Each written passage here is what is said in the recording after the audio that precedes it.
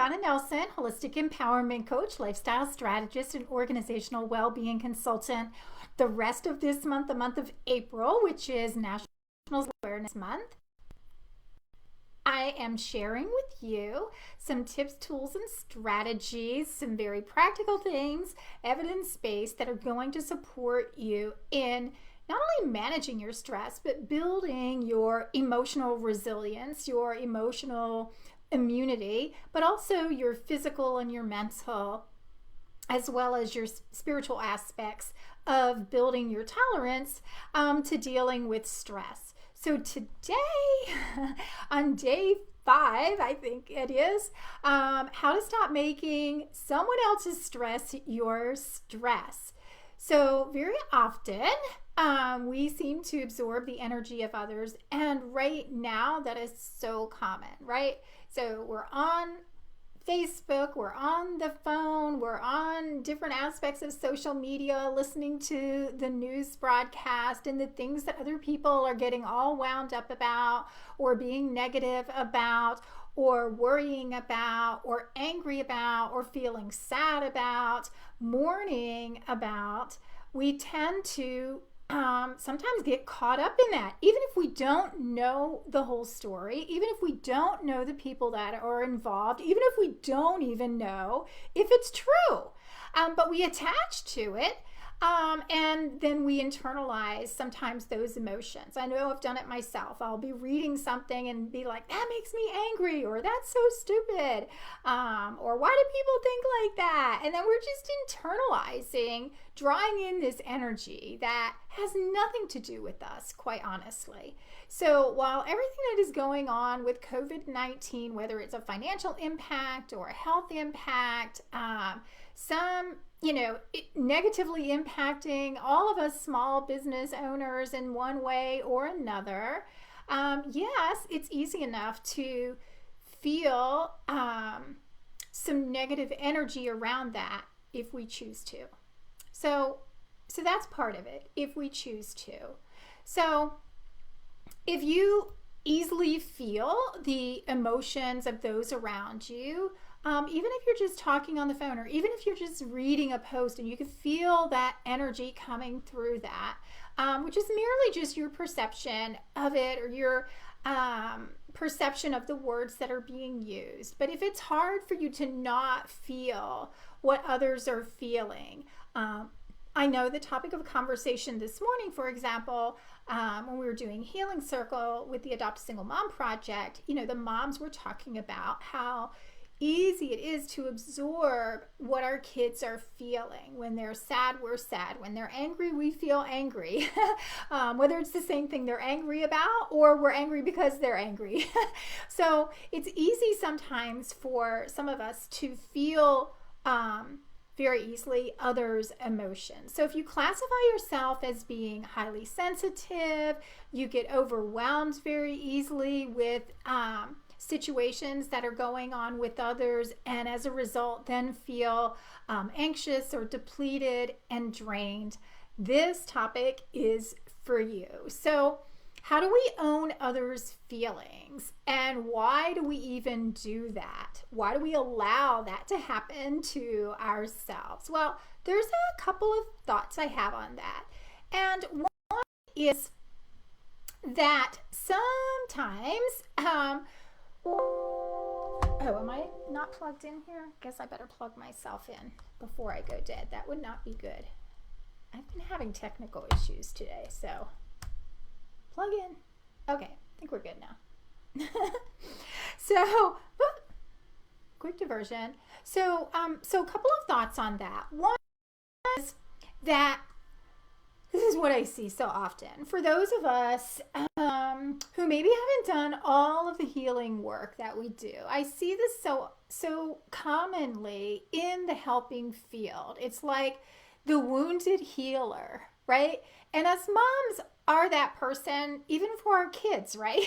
We have so many things that we need to still heal, things that we haven't worked through from, past traumas, whether they're little traumas, big traumas, feelings that we haven't really dealt with. And honestly, some of those things are really coming to the surface right now as people are spending more time alone and not as busy. We're noticing things coming up about ourselves, some feelings that we haven't noticed in a while, some thoughts that we thought, but from past experiences that we thought maybe we had already dealt with or worked through. But if you did, they wouldn't be coming up. So that would be the first thing. But to the point of what we're talking about right now is that so often we feel into others' emotions so easily and so quickly because of our own wounds that cause us to feel what others are feeling. So if someone is feeling sad or they're feeling angry about something, whatever the emotion is, it doesn't really matter. But if there's an unhealed aspect of you around that same type of situation or with that same energy, that same emotional energy, chances are you're going to feel it. So, and you're going to feel it in a deep way, and you're going to feel like you're internalizing their energy. But maybe it's just a reflection of your own energy, that own unhealed wound that is showing up that you need to work through.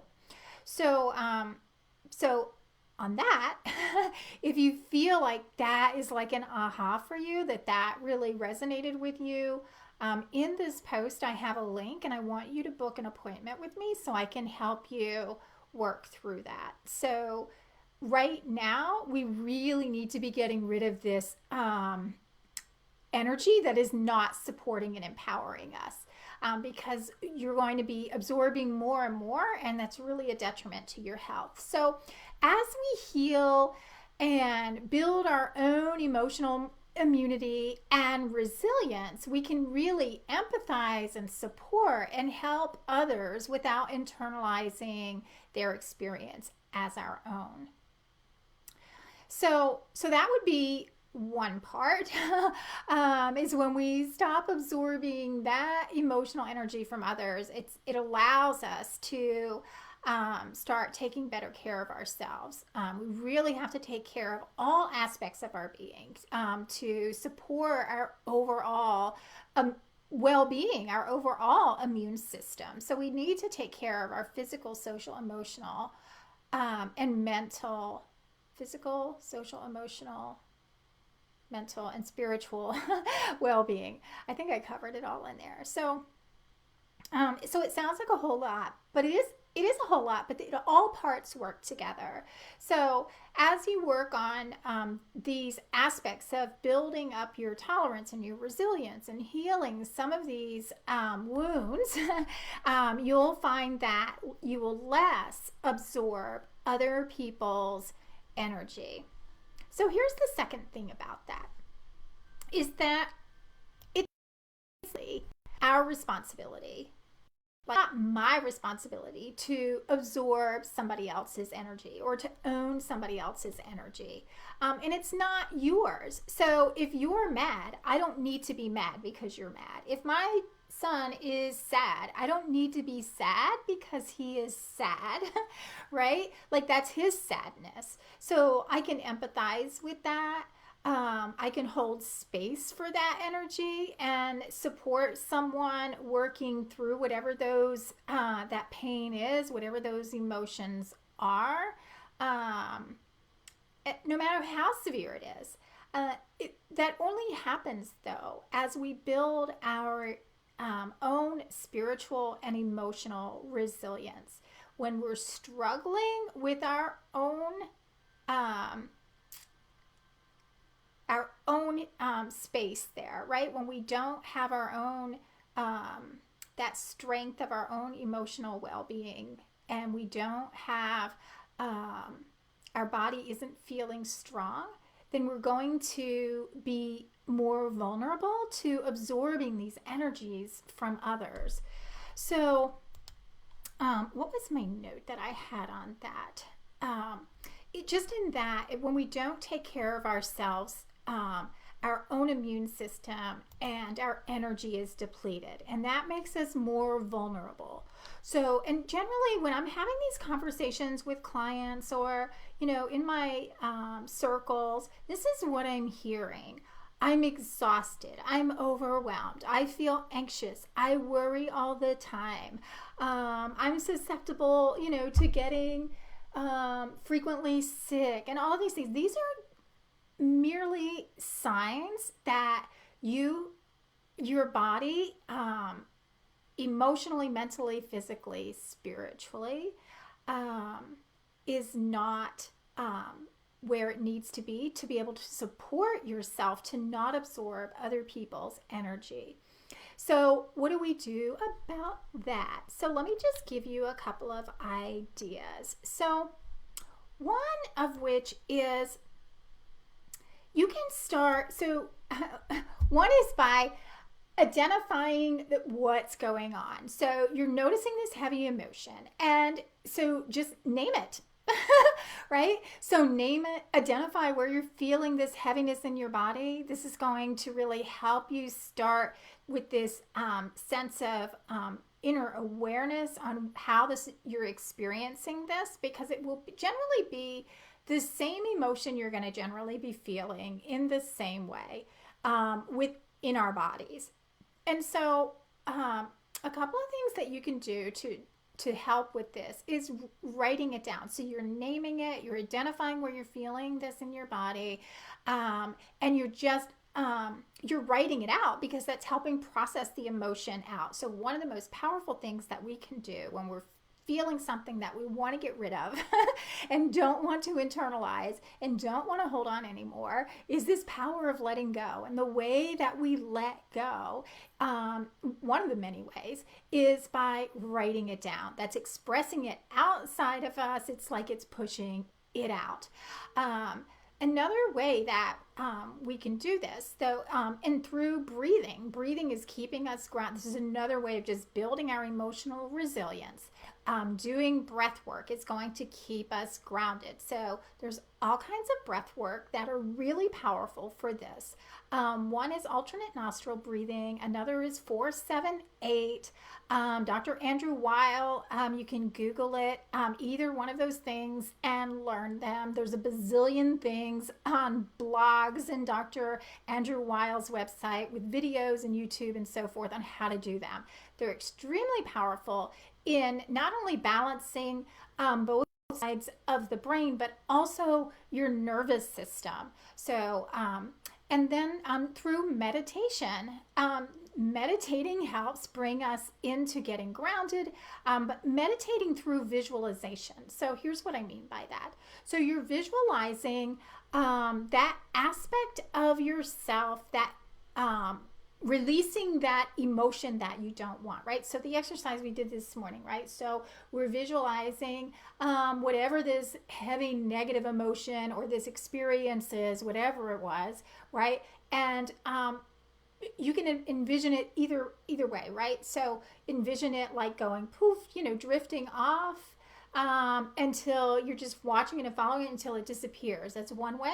Maybe another way, maybe you love fire. You can just, see yourself tearing it up, throwing it in the fire and turning it into ashes. Either way, it's just an expression of releasing those emotions from you.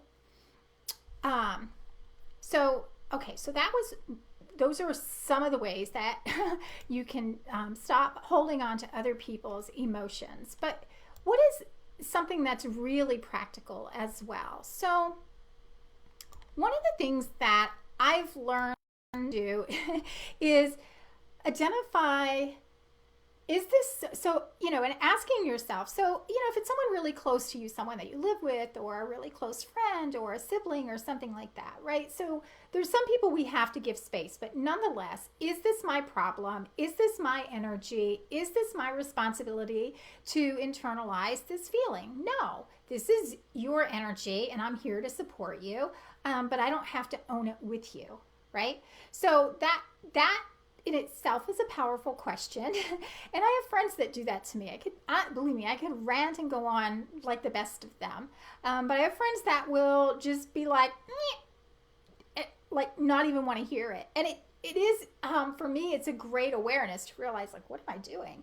Because not only am I projecting my energy on someone else, which is what you're doing when you're negative and ranting, you're projecting your energy on someone else. Like, what kind of friend is that, right? And we all need someone to vent to or whatever. But this is also why we should have coaches and mentors to help us navigate through these things and help us build resilience to not feel like we have to internalize this or hop on the bandwagon with everybody else that's bitching about everything that's going on or not going on that we think should be going on. So whatever that stuff is, right? But one of the things that I know can be challenging for some is walk away. So now, in some ways, it's easy to walk away. So one of the ways that we can say walk away, like on social media, we can unfollow people, we can delete ourselves, take yourself out of a group, unfollow people, stop going through the thread, hop on. If you're going to be on social media, sometimes we want to follow what our friends are doing, or like those who are my clients or in the Adopt a Single Mom project, they want to hop on, see what's going on the page or with our friends and that kind of stuff. That's all fine. But then you have to make a conscious decision. What is my intent here? Is what I'm doing serving my highest good? Is what I'm viewing right now moving me forward? Is what I'm viewing and listening to right now serving my highest good, keeping me in alignment? Is this bringing in positive energy or negative energy? What do I need right now? And we always need to stay in the highest vibe possible, because that is where our body, it has the capacity to heal and be optimized energy-wise as well, which is supporting our physical immune system, our biology. So walking away in that way is easy, right? But when you're having a face-to-face conversation with somebody and the energy, you can feel their energy. I mean, you can walk into any meeting, any office space, any waiting room, standing in line at the grocery store, walk into church. It doesn't really matter. You can feel the energy, and you can feel the energy of individual people when they're in your energy field. And so one of the things that you can do, if you're with someone that is projecting, like they are talking to you maybe, but you can gracefully excuse yourself, right? But move out of their energy field. Move at least 6 to 10 feet away from them. And I know, like, that kind of sounds like a joke right now, right? Because we're supposed to be 6 feet away from everybody, even in the grocery store.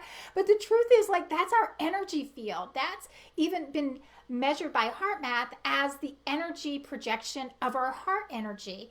And our emotions are projected in our heart energy. So if you're angry, your heart is projecting that very jagged, energetic vibration. If you're coming from a place of love and gratitude and appreciation and joy, well, then that's what people are going to feel. Not even just in how you look, because, it's funny how when we feel angry, we look angry, and vice versa. When we feel joy, we look joyful.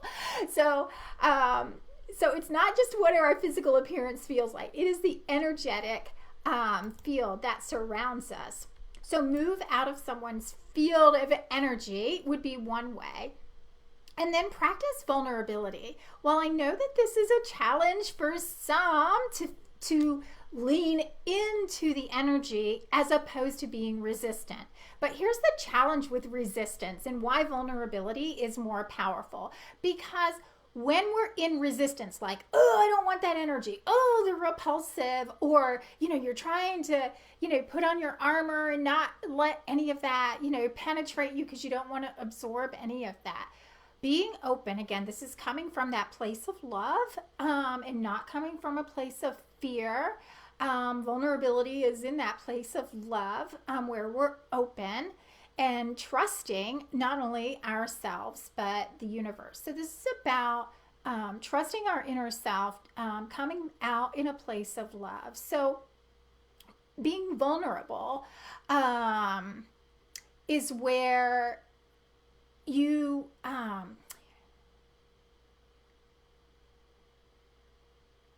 So you're not really, I'm trying to say, how do I want to say that? So you're not defending any of, you're not feeling in a defensive mode or feeling alarmed by what's going on, right? So without absorbing from the other person, you're,